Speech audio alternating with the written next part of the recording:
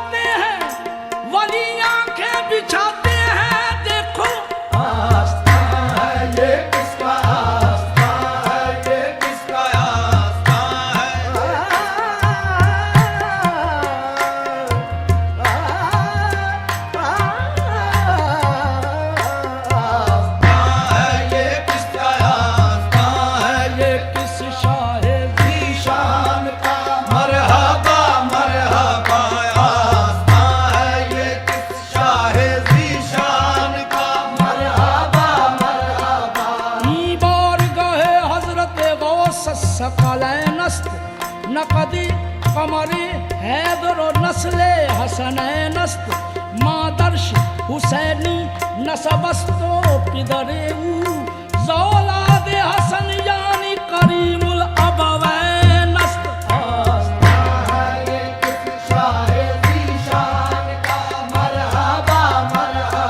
झुकी बहरी इबादत जब शहे बगदाद के दर पर, अजब तौकीर सजदा अपनी पेशानी में देखी है।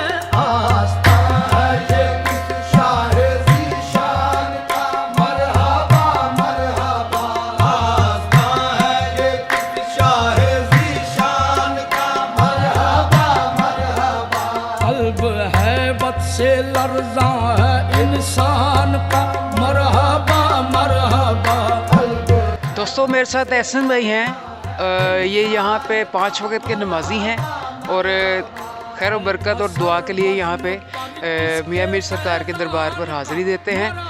इनसे पूछते हैं कि मियाँ मीर सरकार रहमतुल्लाह अलैह की कोई करामत, कोई ऐसा वाक़या जो ये बताना चाहें। अस्सलाम वालेकुम जी। वालेकुम सलाम। सर, मियाँ मीर सरकार रहमतुल्लाह अलैह के बारे में आप कुछ बयान करेंगे? हज़रत मियाँ मीर रहमतुल्लाह अलैह अल्लाह पाक के वली कामिल हैं और उनका जो सिलसिला नसब है वो हज़रत उमर फ़ारूक से जा मिलता है और उनका तल्लुक़ 7 शरीफ से, और उनका जो बेसिकली जो है हज़रत शकील शहबाज कलंदर जो हैं वो वहाँ कि किसी आज से 450 साल तकरीबन पहले वहाँ वो जब वो अपनी मतलब यहाँ लाहौर आने से पहले वहाँ वो हाज़िरी भी दिया करते थे और वहाँ से ही उनको मतलब हज़रत गंज बख्श रहमतुल्लाह अलैह के बाद तो उनको यहाँ तकरीबन 60 साल का अरसे का क़याम उनका यहाँ है।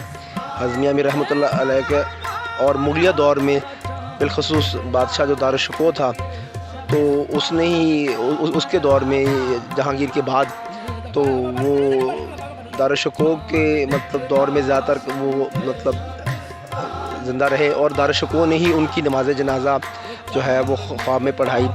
और हज़रत मियाँ मीर रहमतुल्लाह अलैह ने ख़ुद फरमाया कि दारुश्शको मेरी नमाज जनाजा अदा करो, तो उन्होंने वो ख्वाब में उनकी नमाज जनाजा अदा की। तो जब अगले दिन उनको दारुश्शको को पता चला कि हज़रत मियाँ मीर रहमतुल्लाह अलैह इस दुनिया फ़ानी से कूच कर गए। तो आप सरकार की कोई करामत अगर आपको याद है, कोई बयान करना चाहें हमारे देखने वालों के लिए, तो क्या है वो? हज़रत मियाँ मीर रहमतुल्लाह की बहैसियत वली अल्लाह पाक के वली होने के नाते तो बेशुमार करामत है, लेकिन एक करामत उनकी ये है जो मुझे इस वक्त याद है, तो वो ये है कि एक लड़का था उनके दौर में, तो जब वो लड़का ना वो बोल नहीं सकता था, तो उनके पास वो उसके वालिद अपने बच्चे को लेकर आए। उनका जनाब ये बात नहीं करता, तो उन्होंने लड़के को बिस्मिल्लाहिर्रहमानिर्रहीम पढ़ने के लिए कहा, तो वो बेहुक्म अल्लाह और वली कामल की दुआ से वो लड़का जो है वो बोलने लग गया। ना सिर्फ बोलने लग गया, और बल्कि वो उसने बाकायदा बात करना शुरू कर दी। और ये उनकी एक वाज़े जो अल्लाह की तरफ से जो उनको अनायत हुई, ये एक वाज़े उनकी एक करामत है। शुक्रिया, बहुत शुक्रिया जनाब। तो चलिए दोस्तों, अब मैं आपको कुछ मस्जिद के हिस्से दिखाता हूँ। माशाल्लाह बहुत अच्छी मस्जिद है यहाँ पे, तो चलिए मेरे साथ मस्जिद की तरफ चलते हैं। दोस्तों इस वक्त मस्जिद बंद है, तो मैं आपको इसका बैरूनी हिस्सा आपको दिखा रहा हूँ।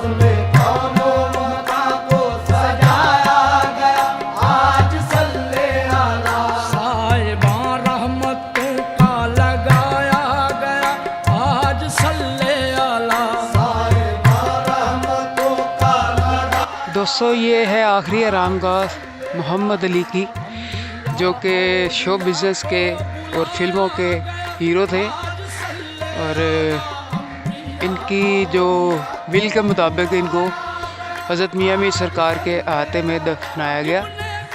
तो ये उनकी कब्र है।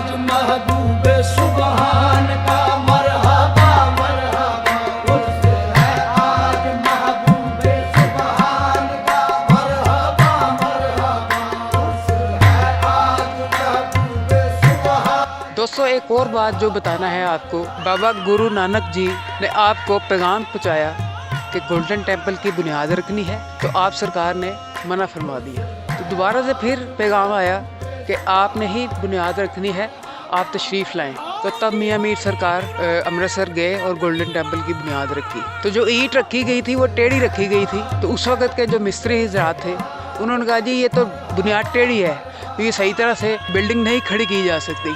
आपके दस्ते मुबारक से जो बुनियाद रखी गई ईंट की, वो ईंट उन्होंने मिस्त्रियों ने हटा दी वहाँ से, जिसके बाद बहुत सी मुश्किलात आई गोल्डन टेम्पल की तामीर में। तो किसी बुज़ुर्ग ने कहा कि जो बुज़ुर्ग कामिल होते हैं, जो वलीउल्लाह होते हैं, वो उनका काम जो वो कर देते हैं वही सही होता है। तो लिहाजा जब मैं भी इंडिया टूर पे गया था तो मुझे भी शर्फ है कि मैं गोल्डन टेम्पल का विज़िट करके आया हूँ वहाँ पे, और मैंने जब अंदर गया हूँ तो एक अजीब सा तासर था, और मियाँ मीर सरकार की खुशबू जो है वहाँ पे भी महसूस की जाती है। दोस्तों आपके वक्त वसाल पर आपके लब मुबारक से एक ही विर्द जारी था, अस्सलातु वस्सलामु अलैका या रसूल अल्लाह, अस्सलातु वस्सलामु अलैका या रसूल अल्लाह, और उसके बाद अल्लाह अल्लाह अल्लाह, और वो विसाल पा गए। दोस्तों हज़रत मियाँ मीर सरकार का जो विसाल हुआ है वो 7 रबीउल अव्वल बरोज़ मंगल 1045 हिजरी मुताबिक 1636 ईस्वी। दोस्तों आपके लाहौर में क़याम का मुकम्मल अरसा जो है वो 60 साल है। तो दोस्तों आज का जो व्लॉग है वो कैसा लगा आप अपने कमेंट से ज़रूर आगाह कीजिएगा। जर्नी टू म्यूज़िक को सब्सक्राइब करें, शेयर करें, लाइक करें। आज तक के लिए इतना ही। अपने मित्र नईम बे को इजाज़त दें। अल्लाह हाफ़िज़।